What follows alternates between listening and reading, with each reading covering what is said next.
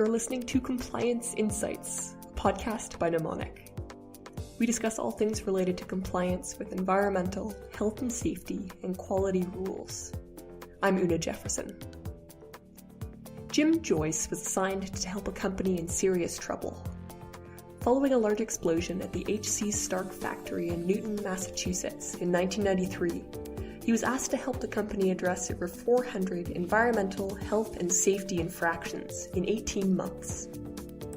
To do this, he turned to nuclear research for inspiration. Jim, who is now a principal at EHS and manufacturing consulting, joined me to tell me about the process. So, Jim Joyce, hello. Hello, Thanks Una. for coming on the podcast. Thank you. Thanks for having me. So, you told me a story about a job you did at the H.C. Starck factory in Massachusetts back in 1993, which I thought was a good story, and I thought our listeners might like to hear it. Sure. So would you start by just telling me what happened at this factory in 1993? Sure. In 1993, we had a process whereby we were reducing a tantalum chemical into a metal powder, and we used to reduce using molten sodium. And the way to dispose of the remainder of the molten sodium that was pumped into the system from a 55-gallon drum in molten state was to calculate that volume and the time it would take. And then once that calculation was completed, then we would take the drum, and in a safe environment, we would put water onto the remaining sodium, which was about 10 pounds, and we would burn that sodium off and put it through a filtration, the emissions through a filtration system, and emit to the environment according to the permit. We had a supervisor make a mistake, and he had 10 times the normal amount of sodium in the drum. So instead of 10 pounds, he had 100 pounds. And when they hit that 100 pounds with water, it reacted as sodium is designed and made to react naturally, and it began to burn intensely. And it burned through the barrel, and it burned up through the roof of the building. And we couldn't control the fire to the roof with normal means. So the group on the shift called the fire department. The fire department responded. And as is the case with a fire department, once they respond to the building, they own it. They made our employees leave, and they got into this room where this drum was burning, and there it gets a little bit fuzzy, but regardless, they somehow knocked the drum over, and the molten sodium dropped below the surface of the grating and spread out on some water, and there was a violent explosion. And the explosion and ensuing burst of molten sodium burned two firefighters really severely. One was burned over 80% of his body, and another burned about 35% of his body, but the other 9 firemen were kind of knocked, not completely unconscious, but staggered by the explosion. And the explosion was enough that it shifted that room and that part of the building about 2 inches off its foundation. So it was a pretty dramatic explosion and fire. So you were brought in about 2 years later to help, diagnose and clean up this company's operation after the fact. So what did you find when you got in there and started looking around? Well, Una, it was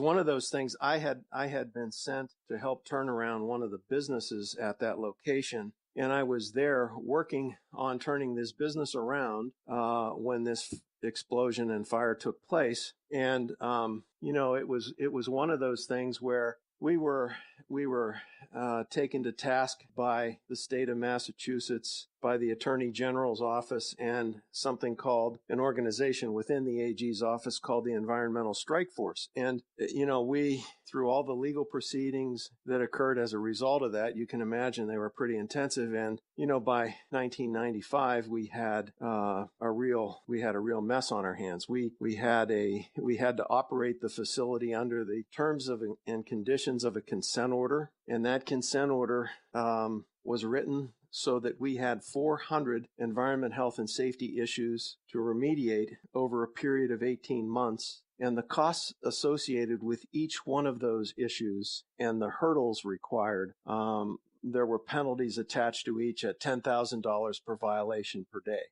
So, if somebody wants to do the math, they can add that up, and it was imperative that we cleaned up each of those issues according to that 18-month timeline. So it was really critical to the operation of that facility. So how does one go about tackling a workload like that? Well, it's I think one has to get immediately humble, and one has to look for the best available help. And it was assigned to me because I was kind of a fixer, and I was a representative of the parent company. And what we had was we built a team that was made up of operations people from the facility. We had manufacturing people, engineering people. We had financial people. We had third-party legal representation. We had corporate legal representation. And so there were a lot of resources at hand. And I think everybody was focused on meeting the spirit and intent of the consent order and doing it as practically and efficiently as possible, and making sure that everybody involved, whether it was the fire department and their responders, the state and federal EPA, we wanted everybody to be pleased with our response, and we obviously wanted to get that plant back and operating the right way and generating revenue as it was designed to do. So before we get into the fixes and solutions that you found, can you give us a sense of the general problems that you identified? You mentioned there were hundreds of individual violations, but what were the trends? Well, it was really, Una, as we discussed, it was an interesting environment because that plant was originally a spinoff of some technology that was developed at MIT back in the 60s, and it was a great company, and still is, and it was a very, very interesting process. But sometimes when you're founded by folks that are engaged in R&D, as opposed to someone with a known process and known practices that, are designed and operated as a chemical company would be designed and operated, it's very different. The risks that were taken by R&D folks were very different than those perhaps taken by folks who had been raised in a chemical company environment. And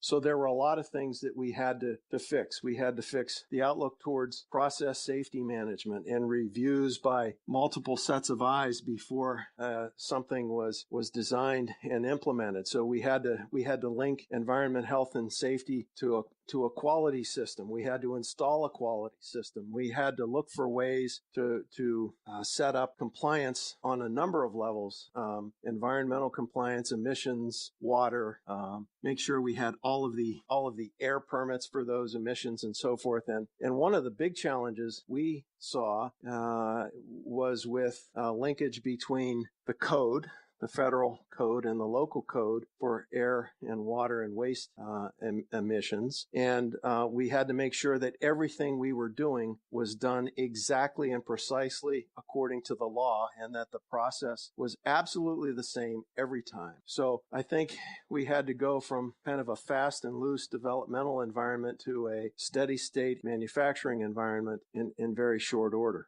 You mentioned something to me which I thought was interesting. You brought this man on board named John Buick, who formerly worked in nuclear research. Yep. And I thought it was interesting. It would be interesting to discuss what you thought you could learn from nuclear research, health and safety there, where I guess the stakes are extremely high. Yep. What types of lessons, what inspired you to bring this man on board, and what types of lessons were you drawing from nuclear research? Well, this was really interesting. John Buick was a local guy in Newton, Massachusetts, and he was trained at Cornell in nuclear engineering, and then he did his graduate work at the University of Michigan, and then he went to Pittsburgh to work in Battelle Laboratories, which was owned by Westinghouse Corporation and was also a part of the nuclear navy that was being developed by Admiral Rickover, so the submarine service and so forth. And what John learned academically and then through his experience, he applied as a part of Governor King's staff in the environmental end of managing Massachusetts, which has really a very tricky environmental set of standards. And what John learned, and what I saw in Mnemonic, many years later, talking with your CEO was that everything John did and everything he designed was built with great rigor and with great adherence to the law. So what we did is we broke down every task according to the manufacturing process, and we looked at the risks at every step along the way and the requirements every step along the way. And everything we did was building a paper trail, if you will, because it was before systems like mnemonic were available. But there was a paper trail, and we could prove with a really rigorous set of processes, procedures, if you will, and paper to prove that we were doing exactly what was required from a quality viewpoint, from an environmental compliance viewpoint, and a health and safety viewpoint. And it brought great rigor and discipline to the manufacturing process and the compliance process. And those were things that we learned from John, Dr. Buick, and really we were given access to everything he learned in his formative times in the nuclear business. So what would this system look like concretely? You know, it's a big binder of paper, and what's in there? You have clause by clause regulatory requirements and what they correspond to in your facility? Yes. And you know, I mean, that's really, Una, a nice way of stating it, because, you know, with every process, you had a certain set of standard operating procedures. And upon those standard operating procedures were built a job safety analysis, and there were certain steps along the way. So if you think of it as a 3-column worksheet, you had the procedure in the left-hand column, the risks in the center column, and then the actions that were taken to overcome or mitigate or eliminate those risks in the third column. And what we added to it was another column, if you will, that explained the compliance tasks or checks necessary to comply with the law and prove that at every step along the way this was being done. And it was a massive undertaking originally, but it gave everybody in the plant, in the operation, responsibility. And that went from the floor up to the top levels of the company. And it was a very interesting process because the paperwork was gathered and sorted, and it eventually became very simple. It was just a mountain of paperwork. And then, of course, as time moved along and technology developed, we began to look for ways to make this an electronic task and much less wasteful when it came to paper. But it's exactly, I think, Una, what you guys have tried to do and are doing with the mnemonic system that is based on the law, right? And based on the regulatory requirements, whether they're local, state, county, federal, national requirements, provincial requirements. It's all built into the system, and the labor is divided among all the participants in the process, and it emphasizes environmental compliance, health and safety, well-being in the workplace, which is, as you know, a part of the general clause of duty or general duty clause, depending on where you are in the world, with which you all must comply. How did you guys? You mentioned that there was this challenge of getting everybody on board at all different levels of the organization. When you just had this, big binder full of paper, how did you go about dividing responsibility for different clauses among different representatives, different levels?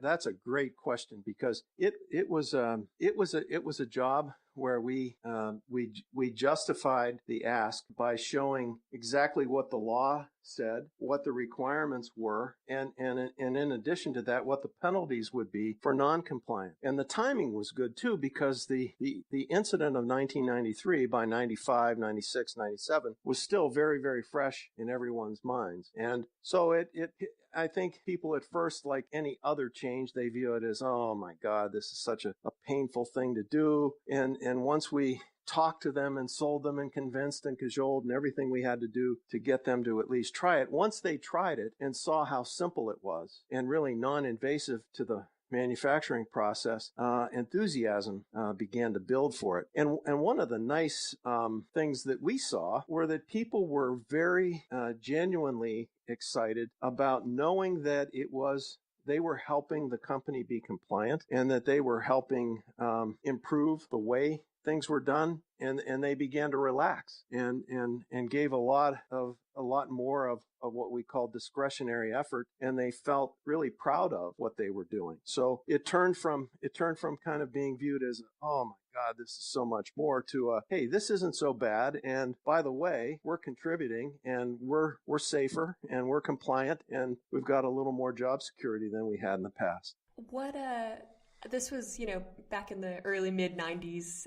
You make it sound like it was kind of a new idea that you stumbled across at the time. How has that idea been adopted? You've worked in several facilities looking at environment and health and safety. How widespread has this become? And, to what extent are the lessons you learned in this facility being applied elsewhere in general? Well, one of the great lessons that you learn from a disaster like that, especially where the lives of so many human beings were changed, is environmental compliance and health and safety rules and regulations are designed to keep people in the workplace at every level safe and compliant with the law. And they're designed to make companies involved in manufacturing good corporate citizens and good neighbors and those sorts of things. And I found in some companies that I worked in afterwards that there was remarkably little formal process safety management. And I think that was kind of the big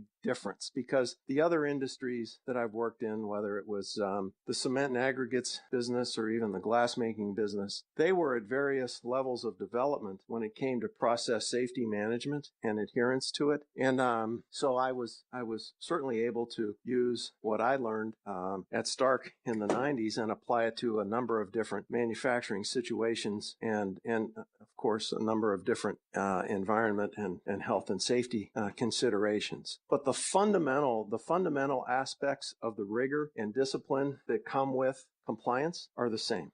Jim, thanks so much for sharing your experience with us. I really appreciate you taking the time. Una, it's really been a pleasure, and my regards to you and to John and all the people at Mnemonic for doing what they're doing. And I certainly can attest to the fact that it's just the right thing to do in the right way, and to have an electronic system that could help people, regardless of what part of the world they're in, do this and demonstrate their compliance. Should prove a godsend to those companies that are enlightened enough to use it. And I really commend you and Mnemonic for doing what you're doing. And thanks for having me. Thank you for listening to Compliance Insights, a podcast by Mnemonic. We'll post a full transcript of this conversation on our website at mnemonic.com. That's NIMONIK.com. And if you have any questions, comments, or topics you'd like to hear discussed, please reach out. I would love to hear them. You can send me an email at ujefferson@mnemonic.com. And you can find us and subscribe wherever you get your podcasts or online at mnemonic.com.